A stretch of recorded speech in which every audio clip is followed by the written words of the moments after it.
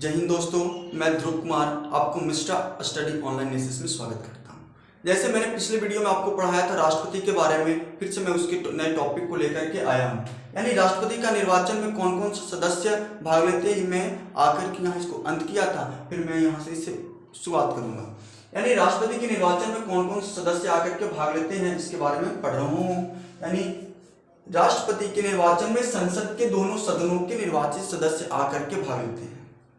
संसद के दोनों सदनों के निर्वाचित सदस्य यानी लोकसभा और राज्यसभा के निर्वाचित सदस्य और राज्य विधानसभा के निर्वाचित सदस्य, यानी इसमें विधानसभा के निर्वाचित सदस्य आकर के भाग लेते हैं, मनोनीत भाग नहीं लेते हैं। केंद्र शासित प्रदेश दिल्ली और पुडुचेरी के निर्वाचित सदस्य इसमें आकर के भाग लेते हैं। यानी केंद्र शासित प्रदेश दिल्ली और पुडुचेरी विधानसभा के निर्वाचित सदस्य आकर के इसमें भाग लेते हैं। यानी केंद्र और राज्यों के बीच समान प्रतिनिधित्व व्यवस्था रखी गई है, यानी संघ और राज्य के बीच समानता बरती गई है। यानी एक विधायक की वोटों की वैल्यू कितनी है उस सारी बात को निकाली जाती है। यानी एक विधायक यदि राष्ट्रपति को वोटिंग करे तो उसकी वैल्यू कितनी है, एक संसद सदस्य राष्ट्रपति को वोटिंग करे उसकी वैल्यू कितनी है, वो आज हम जानेंगे। यानी अगर निकालना होगा कि एक विधायक की मतों की वैल्यू कितनी है, उसको आज समझना है। यानी राज्य की कुल जनसंख्या बटा विधायक की कुल जनसंख्या, यानी विधायक की कुल संख्या गुने 1/1000, ये फॉर्मूला होता है। यानी राज्य की कुल जनसंख्या यदि 1 लाख है, यदि विधायक की संख्या 10 है, गुने 1/1000, यानी 3 शून्य से 3 शून्य को काट दिया, 1 शून्य से 1 शून्य को काट दिया, यानी बचा कितना, मात्र 10। यानी एक विधायक की वोटों की वैल्यू कितनी हो गई, 10 हो गई।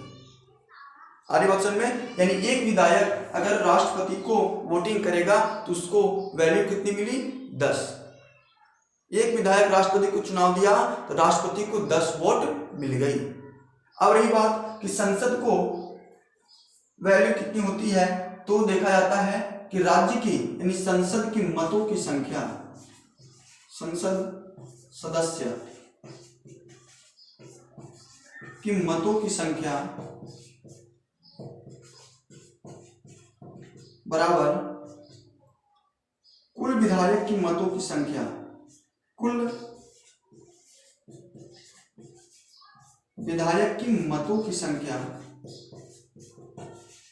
यानी पूरे देश के विधायक की मतों की संख्या बटा संसद सदस्य की संख्या,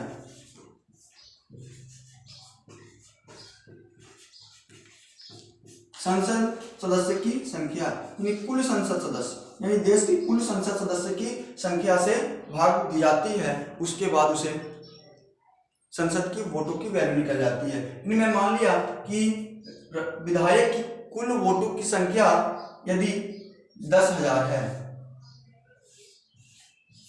यदि कुल विधायक की मतों की संख्या 10,000 है और कुल संसद कितने हैं, 100 है, इसे 2 शून्य से 2 शून्य, यानी एक संसद की वोटों की वैल्यू कितनी हो गई, 100 हो गई। यानी एक संसद राष्ट्रपति को वोटिंग करेगा उसकी मतों की संख्या कितनी हो गई, 100 हो गई। यानी समझा जाएगा कि राष्ट्रपति को 100 वोटिंग मिला है अगर एक संसद उसे वोटिंग करती है। आ रही बात समझ में? अब आप लोग इसे नोट्स कर लीजिएगा ये सारी बातों को।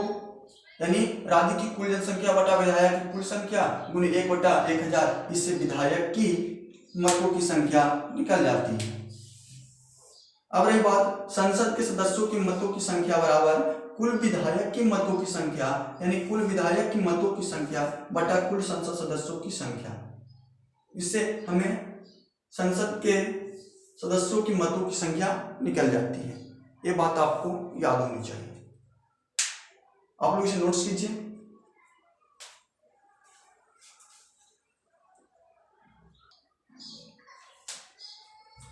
अब हम देखेंगे कि राष्ट्रपति के चुनाव किस तरीका से होता है, उसके बारे में आप देखेंगे कि राष्ट्रपति का चुनाव अनुपातिक प्रतिनिधित्व के अनुसार एकल संक्रमणीय मत और गुप्त मतदान द्वारा होता है। इसमें राष्ट्रपति का चुनाव किस ढंग से होता है?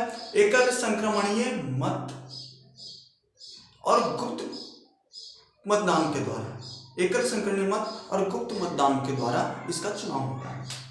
अब राष्ट्रपति को निर्वाचित होने के लिए एक निश्चित मत को प्राप्त करना होता है कि यह निर्वाचन में जीतने के लिए, यानी इसे जीतने के लिए कितनी वोटों की आवश्यकता होती है।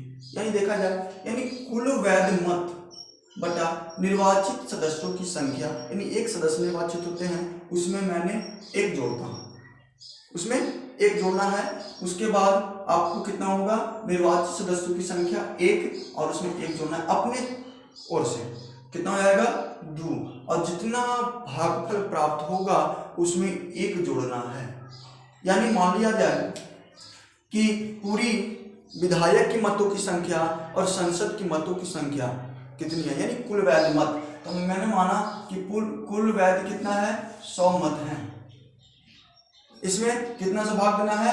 2 से भाग देना है, और जितना भागफल आएगा उसमें एक जोड़ देना है। यानी कितना बार में? 50 जोड़ एक बार में 51। कुल अगर वह राष्ट्रपति 51 वोट प्राप्त कर लेता है तो निर्वाचित घोषित हो जाता है, यानी आधे से एक अधिक यदि वह प्राप्त कर लेता है तो निर्वाचित घोषित हो जाता है।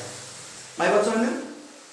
अब हम देखेंगे कि राष्ट्रपति के चुनाव में कौन कौन सदस्य भाग नहीं लेते हैं उसके बारे में देखना है। यानी किसी भी सदन के मनोनीत सदस्य उसमें भाग नहीं लेते हैं, विधान परिषद के सदस्य भाग नहीं लेते हैं। यानी विधान परिषद चाहे निर्वाचित हो या मनोनीत हो उसमें भाग नहीं लेते हैं। यदि कोई सभा विघटित हो गई हो, यदि कोई सभा विघटित हो गई हो तो वह राष्ट्रपति के चुनाव में भाग नहीं लेगा। आई बात समझ में? अब हमें देखना है कि राष्ट्रपति के चुनाव किस ढंग से होती है, इसके बारे में अगले वीडियो में लेकर के आऊंगा, लेकिन कुछ तरीका समझ जाए। यदि राष्ट्रपति के चुनाव में 4 व्यक्ति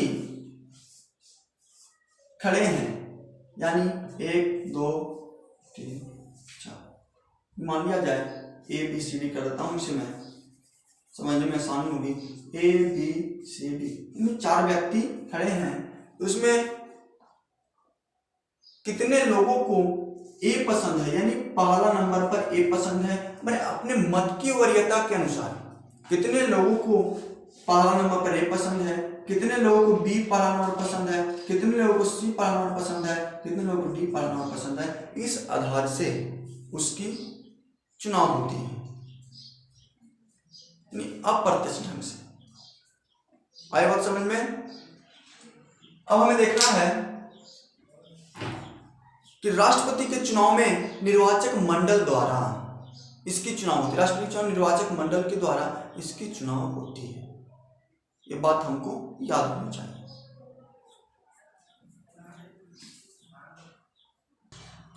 अब बात आती है कि अगर राष्ट्रपति निर्वाचन की सारे मामले, इसकी सुनवाई सुप्रीम कोर्ट में होती है, यानी उच्चतम न्यायालय में। यानी राष्ट्रपति किसी कारणवश अयोग्य ठहरा दिया जाता है सुप्रीम कोर्ट के द्वारा, तो उसके द्वारा किया गया कार्य अवैध घोषित नहीं होगा, वह पुनः स्थापित रहेगा। यानी राष्ट्रपति किसी कारणवश अयोग्य हो गया, यदि वह कोई कानून बना दिया तो उसके द्वारा बनाया गया कानून अवैध घोषित नहीं होगा, वह कानून चलते रहेगी, उसका नियम चलते रहेगा। कुछ संविधान सभा के सदस्यों ने राष्ट्रपति का जो चुनाव था उनको कहा कि अप्रत्यक्ष ढंग से नहीं होनी चाहिए, यह अनुपातिक प्रतिनिधित्व के अनुसार नहीं होनी चाहिए, इसका चुनाव प्रत्यक्ष ढंग से होना चाहिए, कुछ संविधान सभा के सदस्यों ने कहा। तो संविधान निर्माताओं ने कहा कि यदि राष्ट्रपति का चुनाव प्रत्यक्ष ढंग से होता, मान लिया जब प्रत्यक्ष ढंग से होता उसके चुनाव, और लेकिन राष्ट्रपति इस देश के केवल नाम मात्र के कार्यकारी अध्यक्ष होते हैं, केवल नाम मात्र के, यानी काम करने की पूरी शक्तियां प्रधानमंत्री और उनके मंत्रिमंडल में निहित होती है ना। यानी राष्ट्रपति केवल नाम मात्र के कार्यकारी होते हैं, यानी असली शक्ति किससे प्राप्त होती है, मंत्रिमंडल को और प्रधानमंत्री को।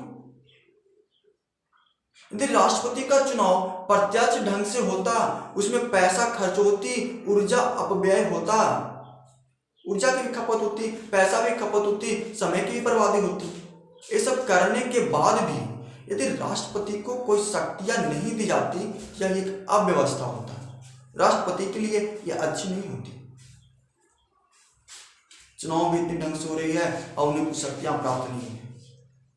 यानी उसी तरीका से संविधान निर्माताओं ने से कहा कि राष्ट्रपति का चुनाव अप्रत्यक्ष ढंग से होगा, यानी